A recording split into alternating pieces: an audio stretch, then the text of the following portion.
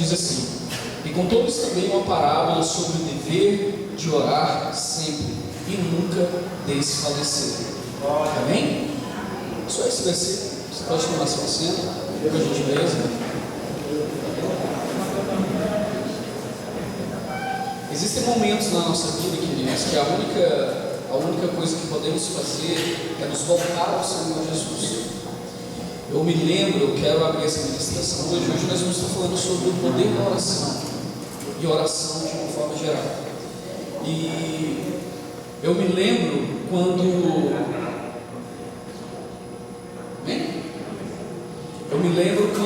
nós estávamos no processo de ir para missões.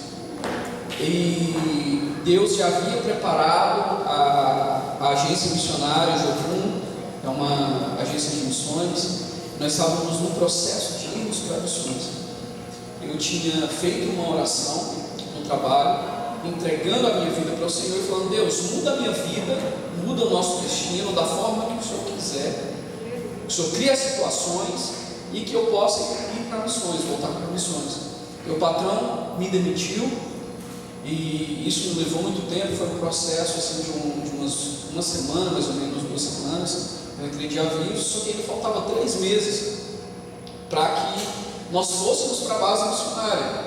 E nesse período de 3 meses, eu morava ali perto da Praça Walter Santos, e nós pagávamos aluguel, tinha o carro, tinha a parcela da moto que a gente estava pagando também, e nós tínhamos que pagar aluguel, pagar água, luz, comprar comida para dentro de casa, e o dinheiro foi acabando, né? Teve no 2º mês que nós estávamos em casa, acabou a comida, nós não tínhamos mais nada na geladeira, tinha uma garrafa d'água, né? Para dizer que não tinha nada, tinha uma garrafa d'água lá, só que nós não tínhamos mais nada dentro de casa, só um pouco de arroz.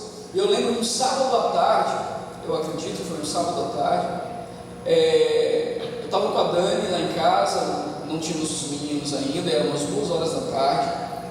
Eu olhei para ela e falei: Dani, o negócio é o seguinte, já que nós não vamos comer mesmo, que não tem almoço para a gente comer aqui, vamos pelo menos tomar um banho, e a gente sai, a gente vai dar uma volta, e pelo menos sai de casa, muda de ambiente, né?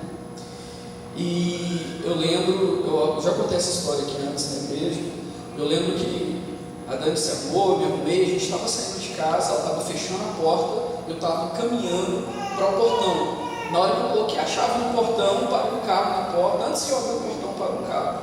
E ao abrir o portão, era minha mãe, tinha acabado de parar 2 horas da tarde, e ela olhou para mim e falou: meu filho, eu sei que está tarde, eu acabei de sair de uma reunião, mas eu estou indo almoçar ali, não quero almoçar sozinho. Você não quer ir comigo para me fazer companhia? Eu falei: então pronto, pode vir. Pode vir, Dani, que a bênção chegou, né? E teve outra situação que nós estávamos indo para a igreja nesse período de tempo também, e eu estava saindo, eu estava na escala, na época eu era presbítero ainda, e eu estava na escala lá no setor oeste. Presbítero também fazia serviço na porta, né? Fazia serviço de diaconato, eu ficava na intercessão, e eu estava saindo para a igreja, na época eu tinha um terninho verde, musgo, né? Lindo! Só misericórdia. O pastor era um palito, terninho verde, né? Pinheiro. Era um pinheiro. E saímos para a igreja, e na hora da saída eu coloquei minha mão na caixa do correio e tirei uma conta, R$53,01. Eu não sei se vocês têm amigo, como eu tenho esse amigo meu, eu conheço ele desde os 9 anos de idade. E quando a gente tem amigo desde a infância, e você conviveu junto, brincou junto, fez bagunça junto, geralmente esses amigos seus estão no centavo. Muito difícil. Só se o negócio estiver apertado mesmo. Eu tenho esse amigo, conheço ele até hoje, essa semana eu estava com ele. Eu cheguei na igreja, eu era muito magro, e já tinha uma certa feita que na igreja tinha esse negócio de vir por trás, eu me abraçar e apertar, né? E num desses abraços ele quebrou uma costela minha e fez um buraco, né? Eu era magro, vocês vão achar que era magro, eu era magro. Ele quebrou uma costela minha num abraço muito forte. Isso já fazia um tempo que isso tinha acontecido, eu tinha ido para Palmas, tinha voltado, E chegamos, estava passando por esse processo, e eu com a conta no bolso, saí de casa, peguei a conta, olhei, só pensei, falei, meu Deus, não tenho dinheiro nem para pagar essa conta. Coloquei no bolso do terno, fui para a igreja. Chegando lá na igreja, no final do culto ele me abraçou por trás, eu travei o pulmão com toda força para não quebrar outra costela, né? Deu aquele aperto, e enfiou a mão no meu bolso e enfiou um envelope dentro do bolso. Ele falou, ó, só abre em casa. Eu falei, tá bom. Cheguei em casa, eu tinha até esquecido do envelope. Aí tirei o terno, fui tirar as coisas do terno, tirei a conta e tinha o envelope. Na hora que eu abri o envelope, tinha R$54 dentro do envelope, junto com a conta, né? Aí eu olhei para Deus e falei, Deus, podia ter sido nem 60 para sobrar um pouquinho, né? Oração, irmãos. Eu não sei se vocês perceberam hoje, desde o início que nós começamos o culto, todas as canções, elas falavam sobre oração. Todas elas falavam sobre oração. Algumas foram bem explícitas, outras não, né? Mas todas falaram sobre essa comunicação com o Senhor. E essa ministração que eu vou fazer para a igreja hoje fala sobre Jesus, o que Jesus ensinou sobre a oração e como devemos orar. E o texto base, Lucas 18, versículo 1, se você ler a parte anterior que lemos no início do culto hoje, alguns de vocês não haviam chegado ainda, é quando os discípulos pedem para Jesus, no anterior ali no capítulo 17, os discípulos pedem para Jesus, Jesus nos ensina a orar como João Batista ensinou os discípulos dele. Aí Jesus ensina os discípulos a orar a oração do Pai Nosso, que todo mundo conhece, que é orada em praticamente todas as religiões dentro do Brasil, né? Pai Nosso que estás no céu, santificado seja o teu nome, venha a nós o teu reino, seja feita a tua vontade. Amém? Diga assim, seja feita a tua vontade. Esse é o segredo da oração. Que a vontade de Deus, que a vontade de Deus seja feita sobre nós. Amém? Quem escreveu essa carta aqui, esse evangelho, foi Lucas. E Lucas, ele apresenta Jesus como um homem perfeito, um homem sem pecado. Ele enfatiza os momentos de oração de Jesus como não enfatizaram nos outros evangelhos. Ele ensina sobre isso. Ele fala também, olha, Jesus, ele começou a sua vida ministerial com uma oração. No momento do batismo, ele faz uma oração. E quando Jesus encerra a sua vida aqui na terra, lá na cruz do Calvário, a sua vida como um homem, 100% um homem, ele encerrando lá na cruz do Calvário o propósito ao qual ele veio, ele também encerra com uma oração. Ele vira para o Pai e diz, está consumado. O propósito foi cumprido. Aleluia. Na ocasião do batismo, ele orou. Nas últimas palavras da cruz, ele orou. Quando ele passou a noite antes da crucificação, ele passou a noite agonizando e orando, conversando com o Pai. E um dos pontos mais importantes dessa restauração de Jesus é o seguinte: Jesus era 100% homem, ele estava agonizando, porque na sua vida aqui na terra ele tinha passado muitas vezes pela crucificação dos romanos. Jesus ele era itinerante, ele morava em Cafarnaum e ele viajava e fazia ministrações no seu ministério, uns 3 anos e meio. E durante essas viagens era comum ver pessoas crucificadas pelos romanos. Os soldados romanos ficavam ali, quando dava mais ou menos 12 horas que a pessoa havia sido crucificada, os romanos iam lá e quebravam as pernas dela na altura do flanco, para acelerar o processo de morte, para que a pessoa morresse. E Jesus sabia que ele ia passar por aquilo. E ele agoniza. Ele fala, olha, Pai, se for possível, passe de mim esse cálice, mas seja feita a sua vontade. Tem momentos que é necessário que a vontade de Deus seja feita sobre a nossa vida. E às vezes a gente acha que a vontade de Deus sobre a nossa vida é só coisa boa, é só chocolate, é só Nutella, é só pãozinho de queijo com café, né? É só roupa nova, é só tênis novo, é só viagem para Caldas Novas, fica lá cozinhando na água quente, né? Olha só, como foi com Jesus, o Filho de Deus. A vontade de Deus para ele foi sofrimento por nossa causa. Aleluia. Quando Jesus, na transfiguração, ele estava em oração. Em todo momento, ele estava orando. E Jesus ensina que nós não devemos parar de orar e nem desfalecer. Nós não podemos parar de orar. Nós temos essa necessidade inerente de comunicação. Comunicação é oração. Quando a coisa vai apertando para o lado da igreja, a igreja tem que ser que nem uma caixa de marimbondo. Você já viu uma caixa de marimbondo? Às vezes está no canto da casa, você vê uma marimbondo entrando e saindo, entrando e saindo, entrando e saindo. Ninguém mexe com ela. Vai lá e põe a mão. Vai lá e põe a mão. Dá um peteleco na caixa de marimbondo para você ver. A igreja tem que ser assim.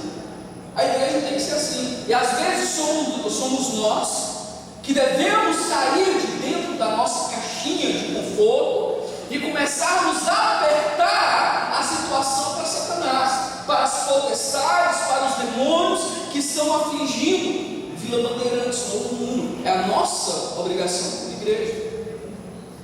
E deixa eu falar um negócio para vocês. Desde que eu assumi a igreja aqui, nós passamos por um processo na igreja, onde tratamos por vários problemas que estavam acontecendo dentro da congregação. Os irmãos sabem do que eu estou falando. E nós estamos entrando em uma nova fase aqui dentro da igreja. E a partir dessa nova fase, que se inicia nesse mês, nós vamos adentrar mais em períodos de oração, em períodos de louvor, em períodos de dedicação bíblica, leitura bíblica, intercessão, em nome do Senhor Jesus. Glória a Deus, aleluia. Até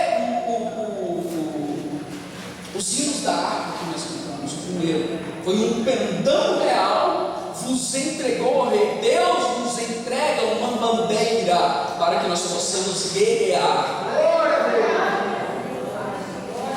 Essa bandeira é a nossa identidade de quem somos em Cristo Jesus. Amém?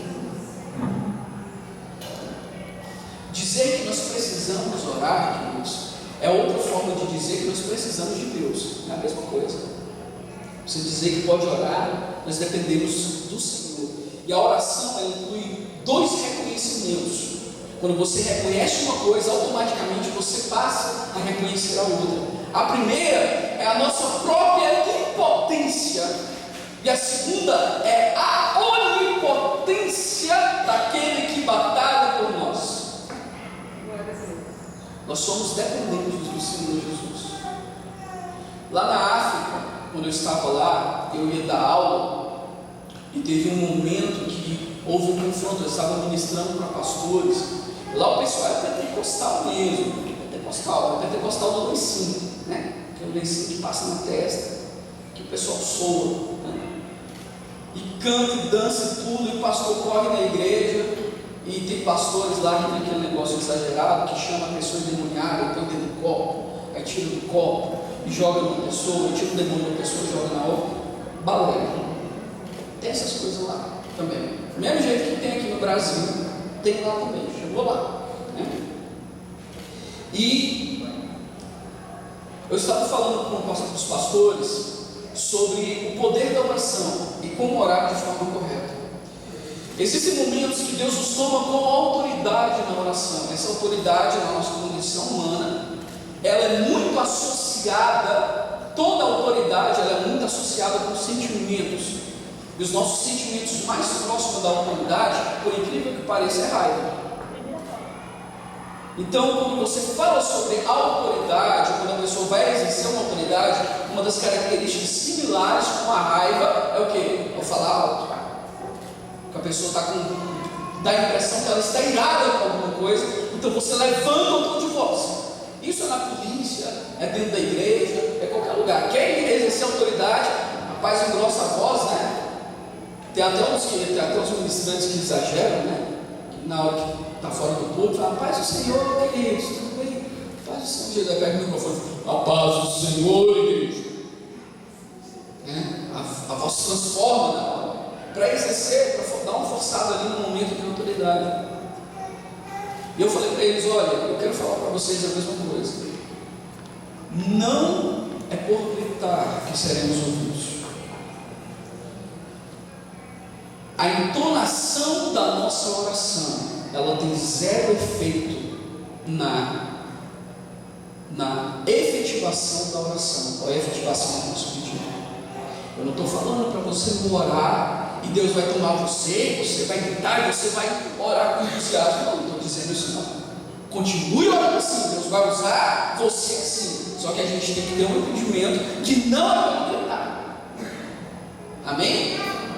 Porque tem gente que ora e fala até assim: olha, eu ministro sobre a sua vida hoje, eu determino sobre a sua vida hoje isso. Não determina nada. Determina nada, quem determina é Deus. Você não tem autoridade para colocar Deus contra a parede, não.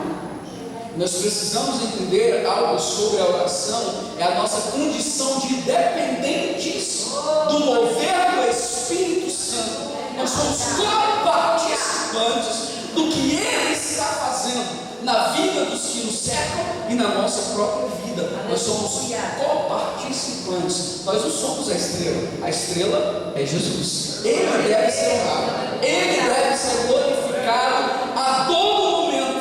É Ele que deve ser glorificado. Aleluia.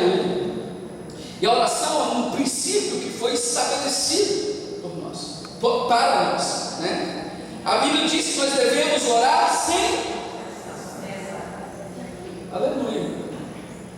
Spurgeon, ele dizia assim: pode haver até férias no pregar. Spurgeon é um dos escritores clássicos de teólogo, para teologia, né? Ele falava: olha, pode haver até momentos que não haja necessidade de pregar, mas nunca vai haver um momento que não haja necessidade de orar. Nós sempre temos que estar falando com o Papai do Céu. Sempre. Afinal, foi por causa disso que Jesus morreu na cruz do Calvário, para que você tivesse a liberdade de falar com Ele sem depender de sacerdotes, para que você, aonde você estivesse, você pudesse fechar os seus olhos e se levantar como um intercessor para a sua vida pessoal ou para a vida de outras pessoas. Amém? O negócio, infelizmente, é que ultimamente a gente tem nos levantado como intercessor praticamente só para nós mesmos, né? Só para nós mesmos. Nós levantamos e intercedemos, pagamos essa frase que é dita, que pagamos o preço. A gente não está pagando preço nenhum. Conversar com Deus, orar, não é pagar preço. Não é pagar preço. Eita glória! Quem pagou o preço foi Jesus na cruz do Calvário. O que você está fazendo é comunicando a Deus o que Ele já sabe. Você não está informando para Deus nada do que Ele não sabia. Eita glória! Aleluia! Então você não está pagando preço. Não, eu paguei o preço. Jesus vai me dar a bênção. Não vai dar a Bíblia. Eita Deus! Leia a Bíblia. Aleluia! Aleluia. Não, mas eu jejuei, eu orei. Nós temos diferentes tipos de fé. Nós temos uma fé que é salvífica, que você acredita no sacrifício de Jesus na cruz do Calvário. E nós temos pessoas dentro da igreja que têm fé apenas para bonança, apenas para bênçãos, apenas para milagres, mas não acreditam na salvação. Pastor, nunca vi isso. É verdade. Está escrito em Mateus.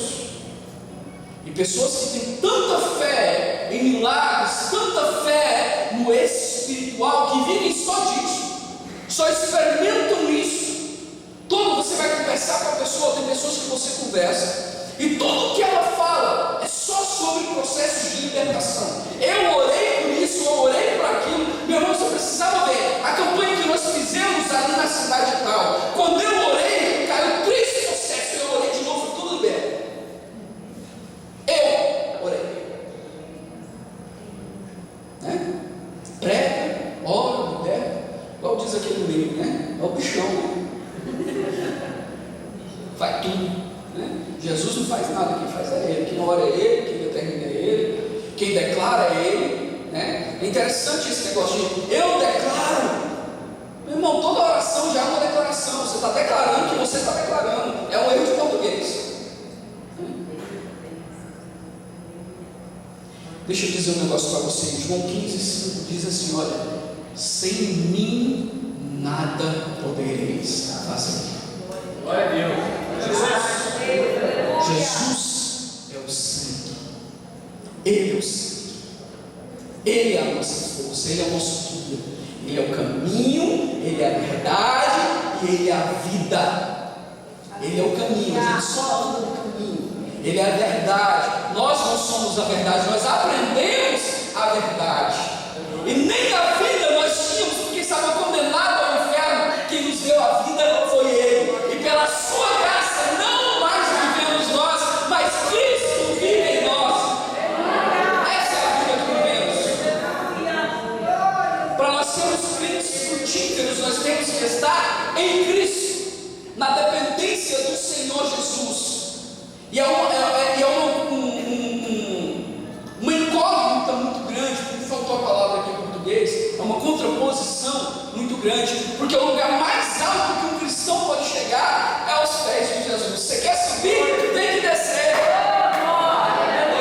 É o caminho oposto de Satanás. Satanás quis subir, teve que descer. Agora nós que queremos subir para o céu, nós temos que descer aos pés da cruz e glorificar quem é o nós. É assim que funciona. É assim que funciona.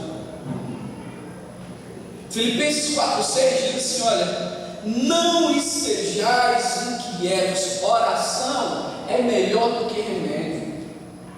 Melhor do que remédio. Paulo, ele passa essa prescrição dizendo: olha, está perturbado, irmão, não está conseguindo dormir, está ansioso, está preocupado, está com agonia, frio na barriga. Olha só, Paulo recomenda para você essa prescrição aqui, ó, Filipenses 4,6: não estejais inquietos por coisa alguma, antes vossas petições sejam em tudo conhecidas diante de Deus pela oração e súplica e com ações de graça. Fale com o Senhor. Você não está falando com o Senhor algo que Ele não sabe. Fale com o Senhor e não deixe de orar, não. Continue orando. Pastor, mas eu estou orando pela mesma coisa há anos. Continue orando. Pastor, mas Deus não é surdo e esquecido, não. Não é não. Continue orando.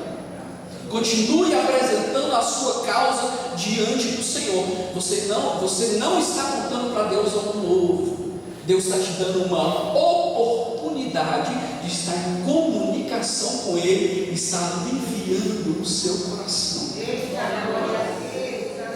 E por trás, sem você ver, sem você entender, Ele está fazendo tudo entrar nos eixos, para que no momento certo, no momento dele, a coisa aconteça.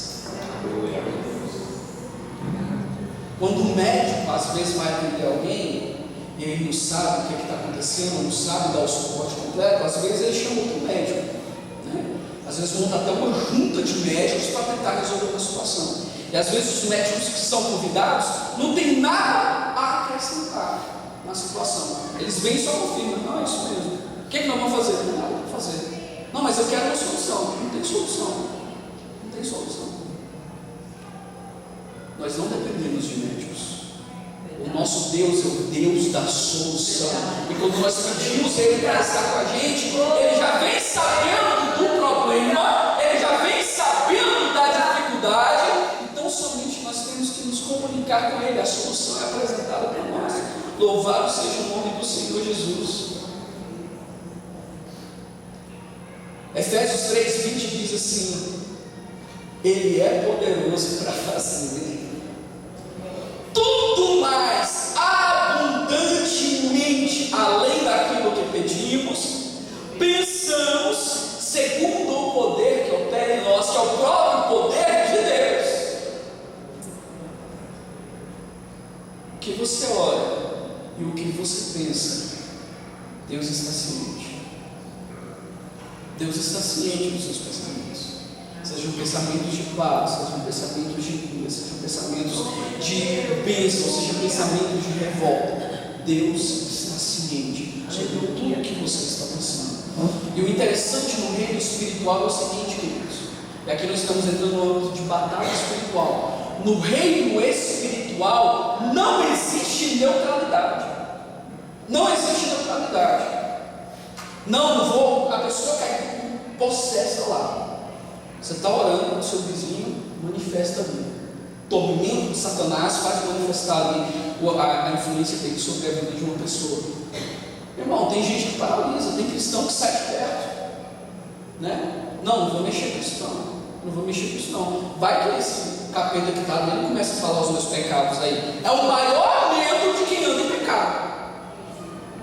É medo de gente possessa, porque tem medo de chegar perto e o demônio começa a falar: olha,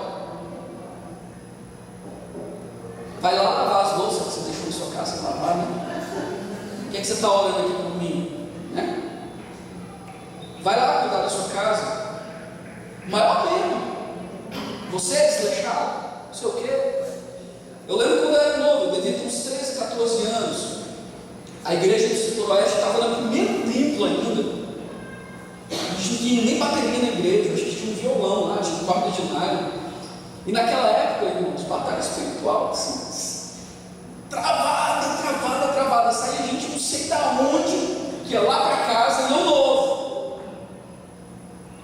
E o pessoal de manhã começava a orar, o pessoal começava quer levantar, aí vomitava agulha, vomitava cabelo, vomitava prego, vomitava estrela, ficava processo e tal. Eu lembro um dia que uma mulher foi lá receber oração, estavam orando por ela, e chegou uma pessoa, um vizinho lá da igreja, e foi orar. O demônio saiu não saiu não. Aí passou uns 10 minutos, o demônio falando na boca da pessoa, falou: o aleijadinho não, esse eu não quero ver aqui não. O aleijadinho não. Deu 5 minutos, meu tio chegou. Meu tio é deficiente físico, né? A gente não sabia que ele estava indo, mas de alguma forma o demônio que estava atormentando aquela pessoa percebeu que ele estava vindo, e ele chegou, pôs a mão sobre ela. Na hora que ele chegou, todo mundo falou: agora chegou o guerreiro. Vem aqui. Olha aqui, ele não queria que você orasse e estivesse nesse ambiente, não. Então, olha aqui, o tio chegou a se ver perdido, né? Chegou lá, pôs a mão na cabeça do indivíduo e falou: olha, seja liberto em nome do Senhor Jesus. Foi liberto. Aí foi perguntar para ele: mas o que foi? Não, eu estou numa campanha de jejum e oração faz 3 dias. O segredo, irmãos, tem castas de demônio que só saem com jejum e oração. Ensinamentos de Cristo. No final do culto nós vamos fazer um compromisso. Amém? Já vou alertando aí para você. O Senhor Jesus, ele reforçou a sua lição sobre a oração com 2 parábolas. A primeira está em Lucas 11, de 5 a 9. Eu vou ler rapidamente aqui, que Jesus estava contando para os discípulos. Ele falava assim: então disse Jesus: suponha que você tem um amigo, e que lá para meia-noite o seu amigo vai lá na porta da sua casa, na sua janela, onde está seu quarto, e ele bate lá na janela. Aí você lá de dentro da casa responde: quem é? Aí ele fala: é o João Júnior. Abre aí. Você fala: não, moço, é meia-noite, eu estou deitado já, meus filhos estão dormindo. Ele fala: não, é que eu recebi visita e eu não tenho nada para dar para ele. Me presta uns 3 pães, pelo menos, para dar para ele. Aí Jesus corta a história bem aqui. Ele corta a história. Ele fala assim: olha, se fosse um amigo de verdade, levantaria e daria não só os pães, mas oferecia a manteiga, oferecia o café, e aí talvez até ia junto para conhecer os amigos que tinham chegado, né? Aí ele faz um comparativo. Com Deus não é assim. Na hora que você ora, o Pai responde. Você não consegue incomodar o Pai. Nós não conseguimos incomodar a Deus. Pode ser meia-noite, pode ser 1 hora da manhã, pode ser 2 horas da manhã, 3 horas da manhã, 4 horas da manhã, que é o pior horário para você estar acordado, é o horário que o corpo pede para dormir. Irmão, você não vai incomodar a Deus não, nem vai surpreendê-lo. Ó Deus, sou eu que Deus vai falar: ô Deus, você me assustou, eu estou cuidando do pessoal lá do outro lado do mundo, você está levantando para orar? Existe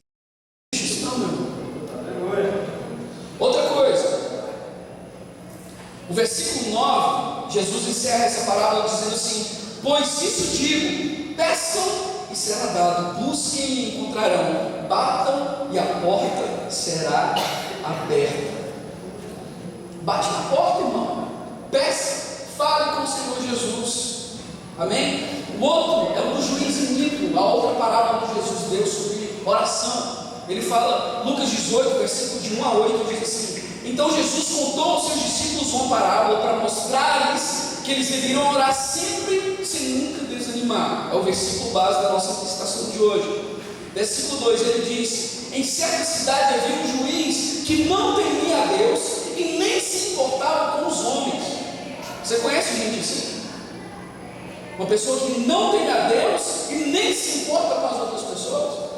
Eu conheço gente assim, que passa a perna em todo mundo, que todos os negócios são cheios de furo, que tudo que se envolve tem confusão. Acho que todo mundo aqui conhece alguém assim, ou pelo menos ouviu falar de uma pessoa assim. E havia naquela cidade uma viúva que se dirigia continuamente a ele, suplicando-lhe: faze justiça contra o meu adversário. Por algum tempo ele se recusou, mas finalmente disse a si mesmo: embora eu não tenha a Deus e nem me importe com os homens. O próprio juiz falando para ele mesmo na parábola de Jesus, ele reconheceu que ele não temia a Deus, ele não estava nem aí para ninguém, né?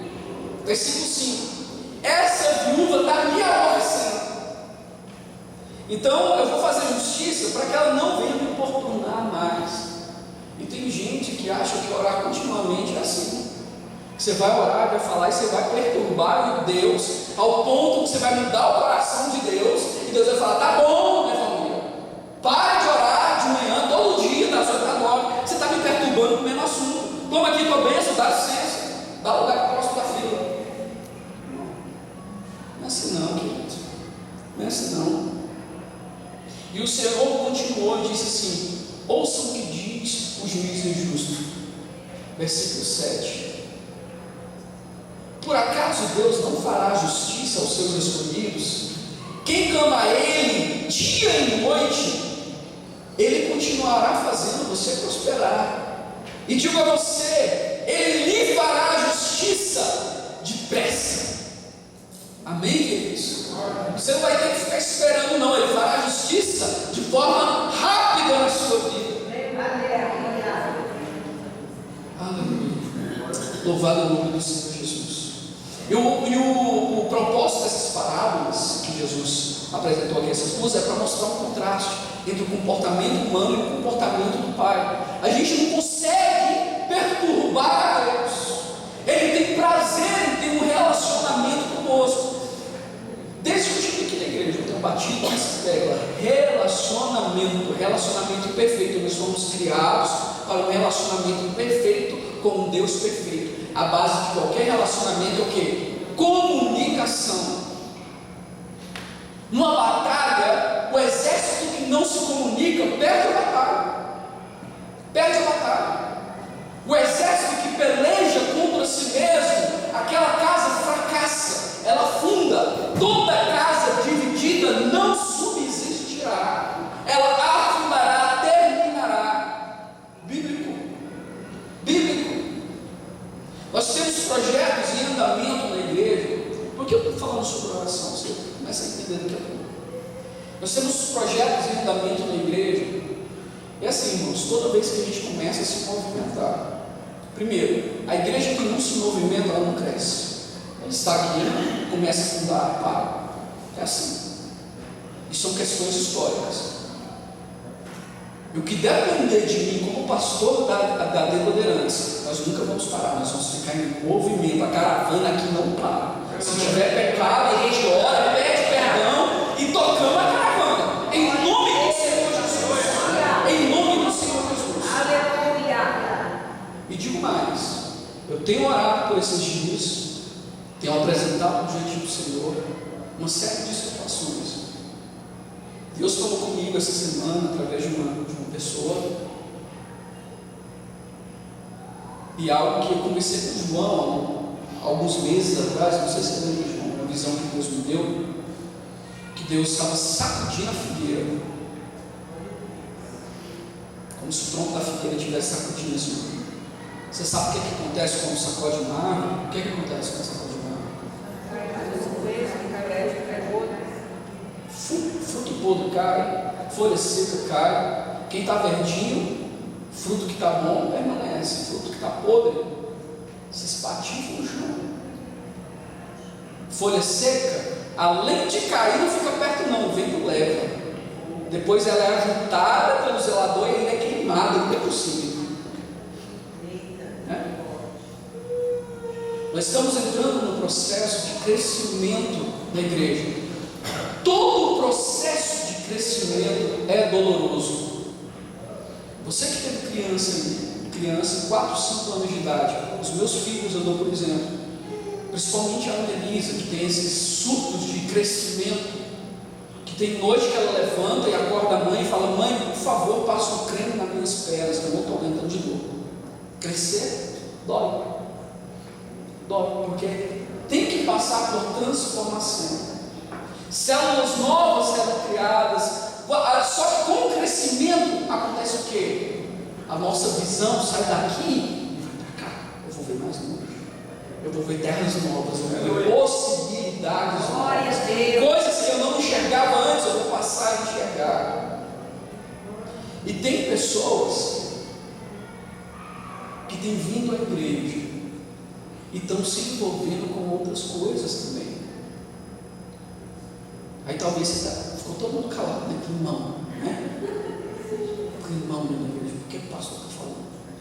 Irmãos, tem pessoas. Anteontem eu estava numa vigília e o ministrante, durante a sua ministração, ele falou algo e eu tomei aquilo como se fosse para mim mesmo. Deus falou: olha, tem pessoas que vêm dentro da nossa igreja. E quando eles saem da igreja, no meio da semana, eles vão para centros espíritas, eles vão para macumbaria, eles vão mexer com outras coisas e vêm para dentro da igreja. Não se assuste não, não se assuste não. Isso é joio, está na Bíblia. É joio, vai crescer junto. Às vezes a pessoa tem tanta gana pelo espiritual, quer tanta ação do Espírito, que a ação espiritual dentro da igreja não é o suficiente, que a fé dela é só para bênçãos, é só para o físico, é só para manifestação, é só para a gente rodando, é só para a gente pulando. E você vai falar sobre Bíblia, não sabe? Fala um versículo bíblico para mim. Ah, pastor, você me pegou agora, pastor, você não. Ah, pastor, você em Jesus falou. Amém, me fala onde é. Ah, lá vai, eu não sei não. Mano, não estou querendo bater no céu, não entenda isso. Eu estou explicando a situação pelo qual a nossa igreja está passando, e os nossos olhos espirituais têm que se abrir. Tem que se abrir em nome de Jesus. Em nome de Jesus. Que você ore com consciência. Que você ore como um soldado que você é. Eu quero que você entenda que você é um soldado de Deus. Não, mas eu não me vejo como soldado. Tem soldado que quer ir para a batalha com a colher na mão. Com a colherzinha na mão. Porque não é a Bíblia, né? Deus deu uma cartucheira 66 aqui, ó. Você dá tiro na cara de Satanás. Aí está andando com a colherzinha, né? E o pior de tudo isso é que Satanás sabe que você não conhece a Bíblia. Ele sabe que você não conhece a Bíblia. Ah, pastor, graças a Deus na minha vida está indo tudo bem, está tudo em paz, meus negócios estão bem, as coisas estão indo de vento em popa. Deixa eu te falar um negócio: em momento nenhum da Bíblia diz que a vida do cristão é uma vida fácil, é uma vida de vento em popa. Ah, pastor, você está querendo que a coisa seja difícil para mim? Não, estou querendo que a coisa seja difícil para você não. Mas se o momento que você se levantar, a posição que Deus tem chamado para você se levantar, o inimigo vai se levantar também. Casa de maribondo. Ninguém dá peteleca na casa de maribondo e os maribondos ficam parados. Pode ser a gente como maribondo ou eles como maribondo.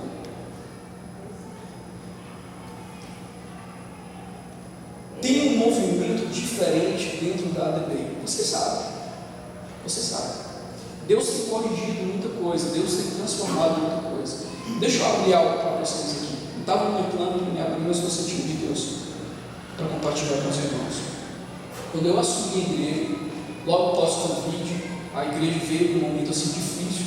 Quando eu assumi a igreja, eu assumi a igreja com caixa zerado, tinha zero no caixa da igreja. Nem um centavo, nem para pagar uma conta d'água da igreja.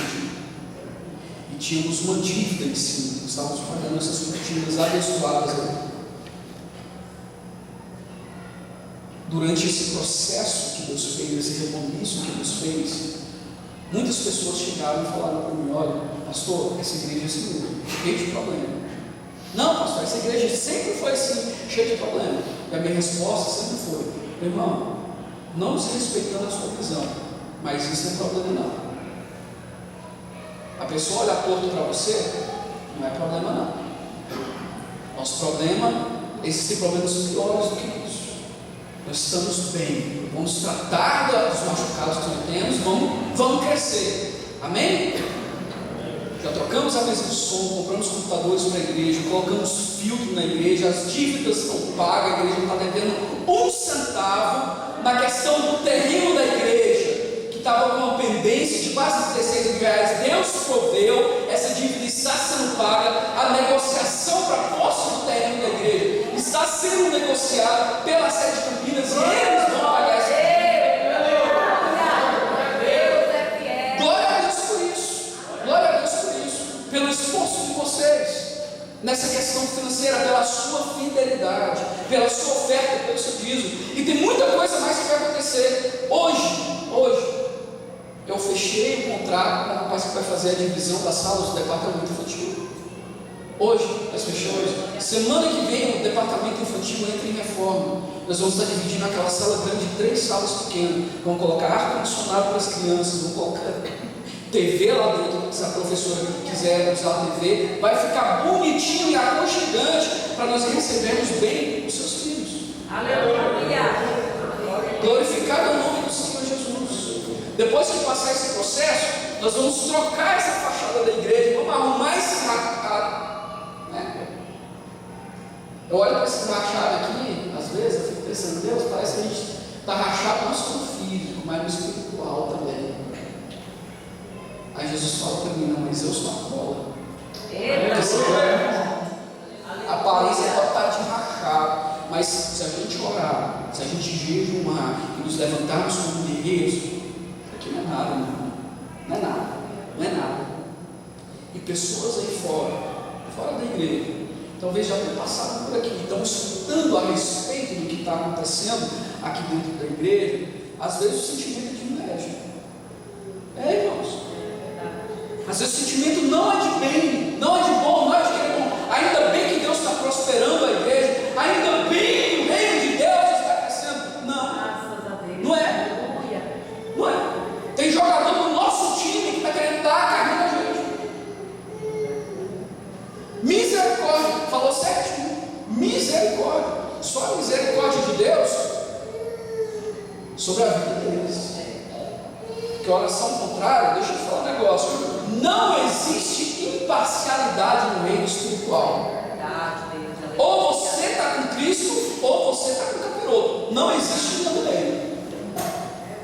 Não existe um do meio. E tem gente que fala: não, vou orar para Deus, para que o povo daquela igreja sinta isso na pele.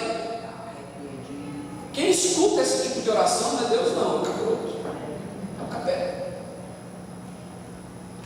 E ele vai colocar as coisas em ação, porque é a oração que Deus elegeu. Isso é bíblico. Oração com soberba, oração de inveja. Deus não aceita essas orações. Eu já dei exemplos aqui na igreja sobre orações que às vezes a irmã está dentro da igreja, no convívio social da igreja, fica apaixonada pelo marido do outro, ou marido da outra. Aí começa a orar: Deus, confirma para mim se é realmente o que eu estou sentindo é de Deus.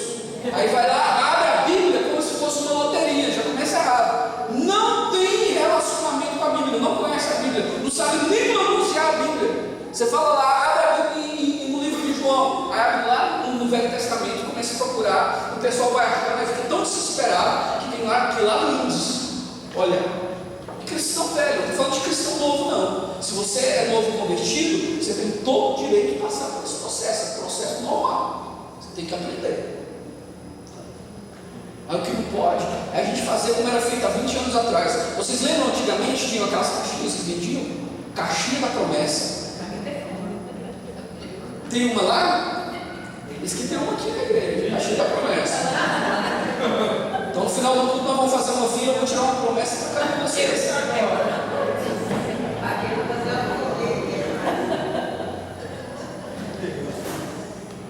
Deus confirma então que é do Senhor, confirma então que é do Senhor. Aí abre a Bíblia lá no texto que não tem nada a ver, e fala assim: olha, onde você colocar a planta do seu pé, ali naquele lugar será seu. Ela vai lá e pisa no pé do irmão.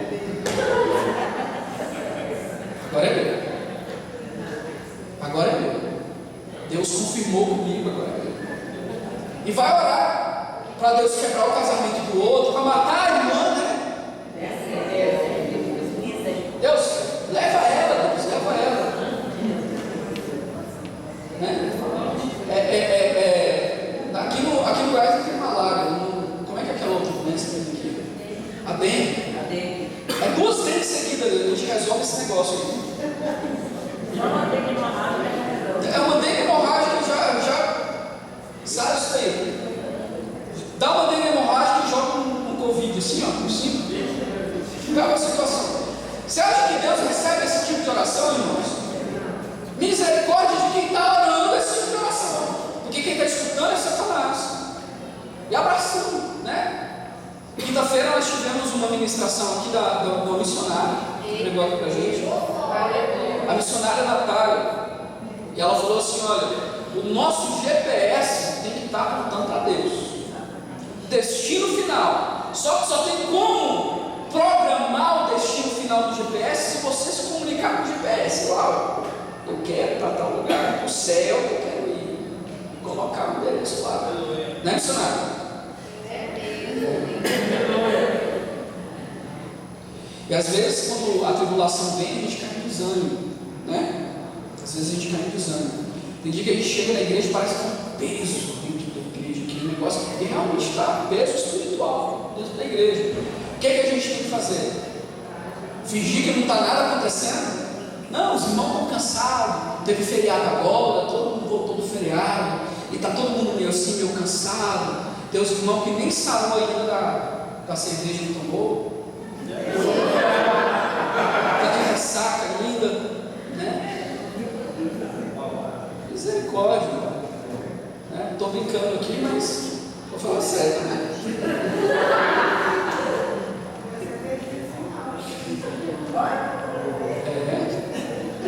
Deus está vendo, viu? O pastor não viajou com você não, mas para Deus foi. O Espírito Santo foi. Aí chega na igreja pesado, né? Aquele clima pesado da igreja.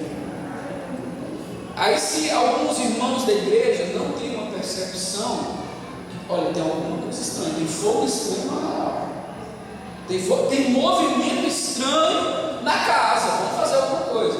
E qual que é a nossa solução para esse problema? É o quê? Levantar e interceder, bater o pé no chão. Se tiver macumba, você faz o quê? Chuta que é macumba. Dá-lhe uma bicuda. Mateus 15, 22 e 28 diz assim: saindo daquele lugar, Jesus retirou-se para a região de Tiro e Sidom. E uma mulher cananeia, natural dali, veio a ele gritando: Senhor, filho de Davi, tem misericórdia de mim, a minha filha está endemoniada e sofrendo muito. Esse é um dos textos bíblicos assim, que se você olha com o coração natural, Jesus ele tratou essa mulher com uma arrogância gigantesca. Mas o negócio ali não era como ele era. O milagre era para a mulher, mas o ensinamento era para os discípulos que estavam com Jesus. Eu vou te dar um contexto dessa história, talvez você já tenha reconhecido. Essa mulher pede para Jesus, vem gritando atrás de Jesus, e Jesus não dá nada para ela, Jesus continua dando. E os discípulos olham para Jesus e falam: olha, não vai falar nada não. A mulher está gritando e socorre, minha filha está endemoniada. Jesus continua dando. Os discípulos falam: Senhor, o senhor quer que a gente peça para ela sair? que Jesus fala? Ela pede misericórdia, pede a ação do Senhor, fala com Jesus, clama por misericórdia. Jesus fala para ela: olha, eu não vou tirar pão da mesa dos meus filhos para dar para cachorro, não vou. Que coisa dura, que palavra dura, né? Aí ela olha para Jesus, ela entende o que Jesus estava querendo dizer. Ela fala: mas mesmo os cachorrinhos comem do que cai da mesa do mestre. Tem gente que fala: poxa, Jesus tratou com arrogância. Ela entendeu como possibilidade. Jesus não tinha fechado a porta. Eu não vou tirar, tá, do pão dos meus filhos para dar para o cachorro. Mas peraí, todo mundo que tem cachorrinho sabe, eu estou lá em casa, bravo. O que você está assim? Se assusta até com a sombra, certo? Fica tremendo. Parece um aspirador de pó quando a gente está comendo. Debaixo da mesa procurando alguma coisa que caiu, né? Primeiro, Jesus diz para ela, Jesus a consagra para a eternidade. Ele diz assim no versículo 28: Jesus respondeu a ela e disse: mulher, grande é a sua fé, seja conforme o que você deseja. Oh, aleluia. Sabe o contexto dessa história? Deus estava liberando, Jesus liberou isso sobre ela, testou ela na fé, ela foi aprovada, não para o benefício dela, para o benefício dos discípulos. Depois você vai lá no texto de volta. Jesus tinha feito a multiplicação dos pães e peixes, tinha alimentado o povo, identificou que havia um problema no meio da multidão, que tinha gente só procurando ele por causa de milagre. Ele sobe, vai orar, desce e começa a andar sobre as águas. Os discípulos veem Jesus e falam: misericórdia, é o fantasma que vai pegar a gente. Acabaram de ver a multiplicação dos pães e peixes. Jesus anda sobre as águas, abre um milagre acontecendo ali, chega do outro lado, acontece essa história. Jesus estava ensinando os discípulos sobre fé. Tenha fé, meu querido. Tenha fé. Você não é cachorrinho, não. Você é filho. Você é filha. Você come da mesa do Pai. Continue orando. Continue orando. Deus não é surdo que não vai escutar suas orações. Ele não tem problema na cabeça que ele vai esquecer. Continue orando. Não, mas eu orei sobre esse assunto, não preciso orar de novo. Continue orando. A Bíblia diz: orai sem cessar. Apresente diante do Senhor as suas queixas, mesmo que seja algo repetido. Pergunte ao Senhor: Deus, eu tenho orado por essa situação, há tanto tempo ela não tem tido solução. Qual é a sua vontade para essa situação? Porque esse é o segredo. Às vezes nós queremos que a nossa vontade seja feita, mas é a vontade do Pai que tem que ser feita. Quem ora, preste atenção no que eu vou falar para você agora. Todos nós que oramos, que intercedemos, a gente tem que estar também disposto a receber o não de Deus. Esteja disposto a receber o não de Deus. Só quem ora da posição correta, que aos pés da cruz, está disposto a receber o não. O resto quer determinar, o resto quer declarar. Eu declaro pelo Espírito Santo, pelo coralinho. Levanta aí, Espírito Santo. Pega o Espírito Santo pelo coralinho e fala assim: ó, Espírito Santo, fica aqui, fica aqui, fica aqui, não, fica aqui. Está vendo essas causas aqui? Olha, Espírito Santo, eu declaro sobre essas causas que vai haver mudança. Deus está me mostrando uma chave. Essa chave vai abrir isso daqui. Aí o Espírito Santo aqui: moço, tem chave não. Tem chave não. Né? Deus está me mostrando um documento que tem que ser assinado. Meu irmão, todo mundo quer uma casa, todo mundo tem um documento para ser assinado.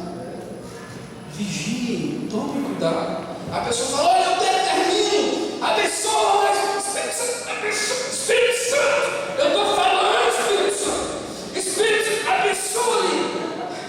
Ah, irmão, você não tem fé não. O Espírito Santo não quis agir, é porque você não tem fé. É porque você não tem fé. Vamos desafiar a sua fé? Faz uma oferta e manda um pix de 20 reais, 200 reais, faz um pix aí, desafie sua fé, o milagre vai acontecer na sua vida. Mas só se você mandar aquele pix, sabe?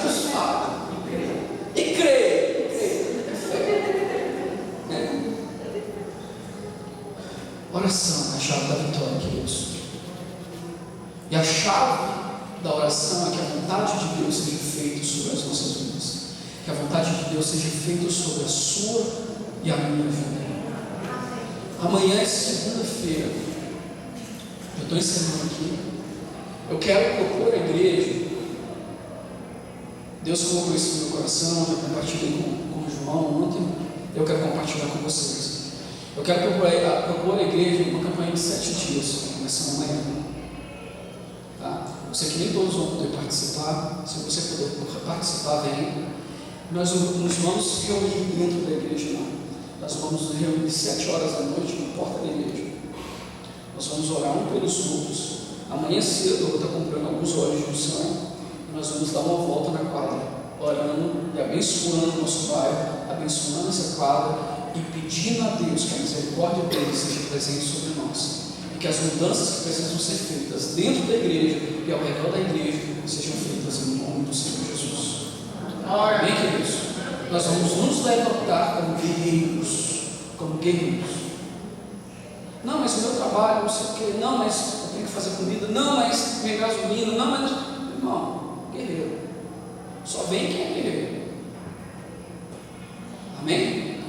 Se você está disposto a somar com o seu pastor, eu vou encontrar com você aqui às 7 horas da noite, amanhã, na porta da igreja. De segunda a segunda, nós vamos fazer essa campanha. Se você puder jejuar, jejum até o horário, levante jejum até o horário que você aguentar. De noite nós nos encontramos aqui.